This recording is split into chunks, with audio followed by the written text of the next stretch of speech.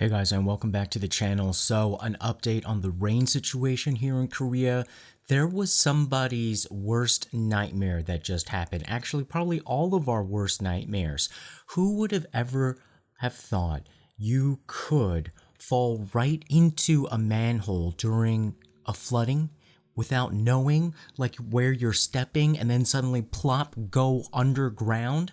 Well, I have an update on what happened to two people, at least two people that happened to, but two people in particular that happened to.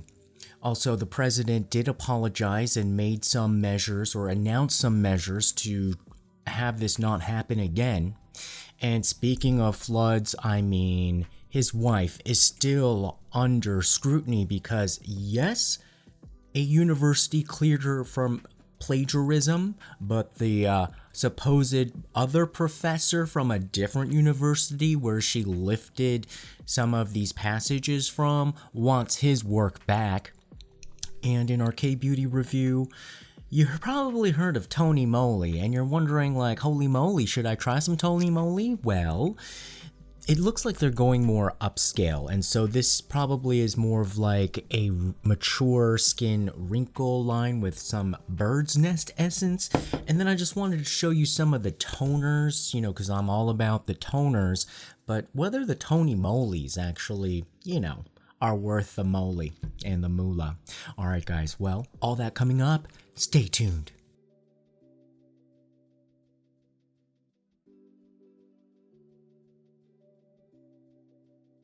So imagine this, you're just walking out of a building in Seoul in Gangnam, and before you get to your car, boom, you go down a manhole. It's like flooded everywhere, and like I said, we've had some horrible rains over the past few days. Thank goodness right now it seems to be let up a little bit and people are trying to clear out the debris. Well, now that it had stopped raining, rescuers were able to go and respond to reports that two people had been sucked in to a manhole. Yeah, like the sewer grates, like the circular holes that are in the streets and sidewalks everywhere. And apparently what happens when there's over 100 millimeters of rain that floods Seoul, these manhole covers, which are like 40 kilograms, which probably is like 80 pounds, 90 pounds, they start bubbling up. And then sometimes they say like the fastest is like within 40 seconds they can just pop. And so sometimes like if you're a car driving over, it can just pop right underneath you and your car goes all crazy. Or the scary thing is that, well, the geyser looking ones you can kind of see and perhaps avoid, but these manhole covers come up and then they move to the side and then you're left with a gaping hole. So it's like the silent ones that are more dangerous because you don't know where they are. So another thing you have to be worried about when it's super rainy here in Seoul, you just cannot wade around in the water. Apparently in this water at the time it was like around just knee deep, so it's not like it's up to here, it's just knee deep where you think like, well, maybe I can just walk home. Well, if you do it at your own risk because there are manholes that could be open and you can plop right in. There are about 620,000 manholes in Seoul. About 270,000 are connected to the main conduits. And so there's CCTV footage of this man and his sister. Man in his 40s, elder sister in his 50s. They just left the building, and then a black box, basically the recording devices on cars, recorded these two disappearing. And so this one man did not make it in his 40s, but his sister was the survivor. And apparently, like, before it happened, they were, trying to drag each other out, and it didn't work out. There is some footage of another man who had fallen into a manhole under conditions that were much less flood-like, and still, there was, like, a group of people, good Samaritans, who had to drag him out, and his foot was bleeding, and it was just a mess. So you really have to be careful with these manholes. It's a little bit scary. It's kind of like your worst nightmare. Now they're saying that this is the heaviest rainfall in 115 years, and the count of those who lost their lives has gone up to at least 16. So this has been a very tragic situation. And so earlier today, President Yoon Suk-yeol apologized to the country, and he said that the city really does have to work on flood control measures. He wants to use digital technologies to constantly monitor water levels in the waterways and the conduits and activate warning systems. He also wants to make sure that local governments and agencies are doing their job and making proper forecasts and warning systems for everybody to minimize lives lost and property damage. And the thing is that he is saying the right thing. I want to give him credit for that, because it does seem like he is hitting on all the marks in certain terms of taking responsibility, because he says there's infinite responsibility in protecting its citizens, and that even though this is abnormal weather, we can't call these situations just like, oh, it's abnormal, so, it probably won't happen again. He's saying, like, not only is the weather probably not going to be abnormal, it'll probably be a little bit more normal due to climate change, but he also seems to be taking this different mentality. Before, I would say, like, okay, when you design these public systems, if there is a chance that something might happen in, like, 1%, 2%, maybe even 10%, just a rare occurrence, oh, it has to be so extreme, that's probably not going to happen. People are just going to be like, okay, well, we don't have to worry about that. He's saying, like, we can't take that attitude, because we have to provide contingencies for circumstances that may not even happen.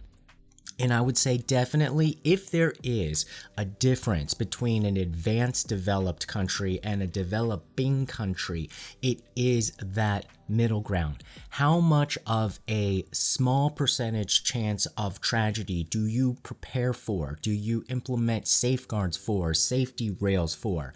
That, in a sense, I believe is much more apparent in the United States, even though the infrastructure is crumbling and there's like, it seems like America is kind of like devolving a little bit, but the level of extra padding on the safety regulations or measures, or just even foresight and planning, I have noticed that sometimes I'm like, oh, I gotta worry about a lot more things here in Korea, because that freak accident, so-called freak accident, people are just gonna chalk up, oh, that's a freak situation. Oh, I guess it's kind of sucks how few people died.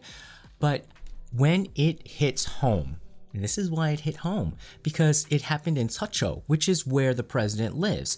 It happened like right outside an office building that, like, most of these like people who would probably be like, oh, it's so unfortunate, the people like, might some, like, oh, it's some bad luck. Well, that can happen to any one of them. So I think that's probably why they've kind of perked up.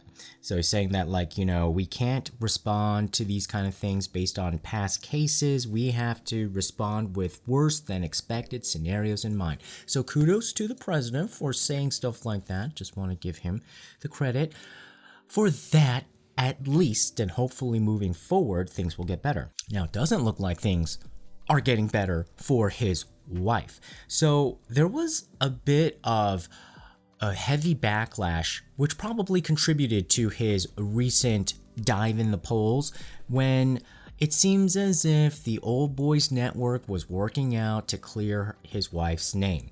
His wife had been accused, among a lot of things, of plagiarizing her thesis, and it was under investigation at Kookmin University. That's where she got her PhD. And a committee, you know how I feel about these committees that are very politically motivated, they ruled that there was no misconduct, and that the doctoral dissertation and 2 other papers constitute neither plagiarism nor research misconduct that seriously deviates from the range normally accepted in the academic discipline. So that was the way that they found a way out, saying like, oh, the standards at the time, like, maybe, were a little bit different. Maybe we wouldn't do it this way, but she's in the, range of what was considered normal at the time.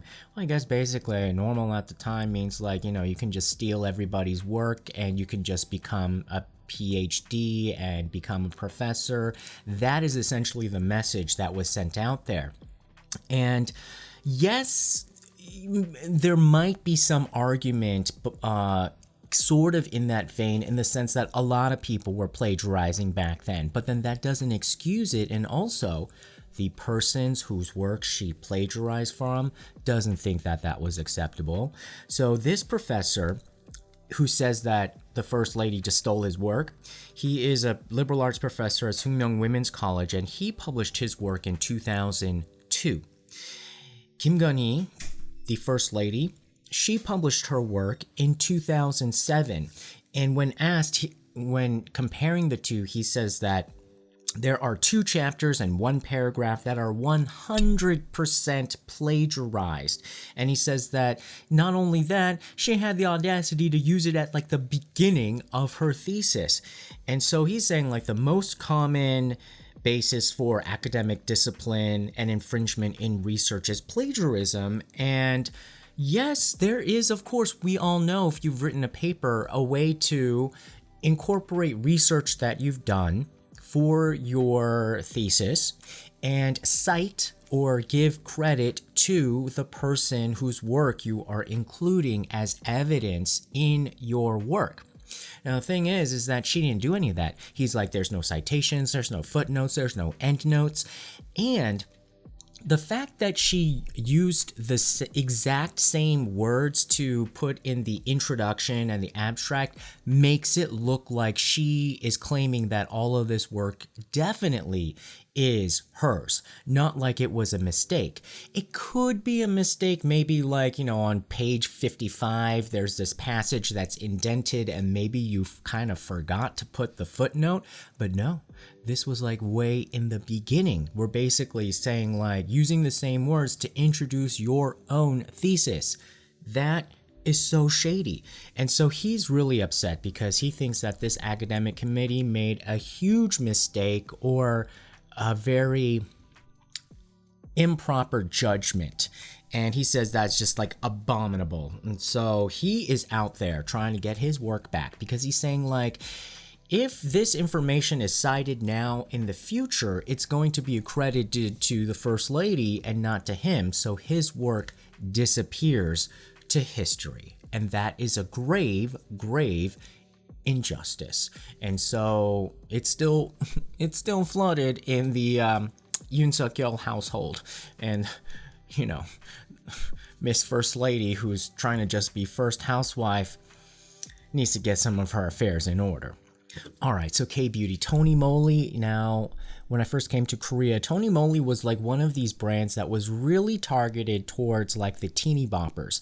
But now I think as the company has progressed and also the customer base has aged, they probably want nicer things. So I was surprised to see this very like luxe looking type of serum. And this is an essence, so it's kind of in between serum and toner. And however, it was a very like creamy type of essence. It goes on very luxuriously, it feels very smooth, and apparently its secret ingredient is swallow's nest, which is, like literally a bird's nest. Apparently that's also used in oriental medicine, and you're supposed to have some sort of like youth reviving properties. But it smells like like a woman's skin cream, and so I think they're really kind of copying a little bit of La Mer's packaging, but using blue instead of green. Definitely that gold tone. But this is supposed to be their premium line. I would say this is okay. If you can just buy this like for cheap, sure, maybe. Because sometimes Tony Moly does these crazy sales, which is like why I got this. And I was like, okay, let's take a chance on their toner, especially since they're so huge. You never find toner in this huge size at this rate. I think this is like 500 milliliters. Huge. And so this is the tea tree. This is the rice smoothing. So I was just like, oh, is this gonna sort of be like SK2? And this one is Mocchi. So this is also like extreme rice water. So this has like ceramides and things like that. I would say these are all okay. I wouldn't like you know, if like I had to go and let's say play tennis or something, or go where like I'm gonna be showering very quickly after I go somewhere, I think I would use something like this, something less expensive, because it's not going to stay on my skin for that long, but you still want that moisturization at a good price. And so I think this is not bad for that. I don't think it does any miracles, although at the same time doesn't have the price point for miracles. Why miracles gotta be so expensive in a jar?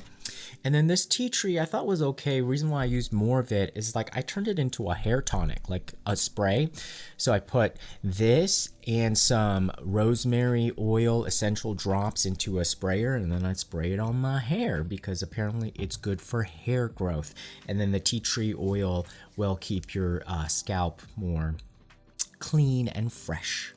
So yeah, that's essentially Tony Moly. I don't know if there's that much of the moly there, but you might want to give Tony a try and see how it works out for you, especially if you can get a good deal on it.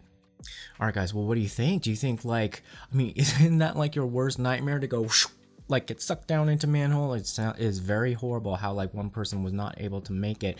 And so that only goes to show you, be very careful if you're walking in knee-deep water on the streets of Seoul during a flood. And good thing that President Yoon has announced some measures to be very serious about flood control measures, so that this kind of stuff doesn't happen again. And then, yeah, we still gotta see his wife like trying to take care of her own business, because she definitely ain't helping his brand. All right, guys. Well, comment below and make sure you like, share, and subscribe, and we'll see you again next time. Bye-bye.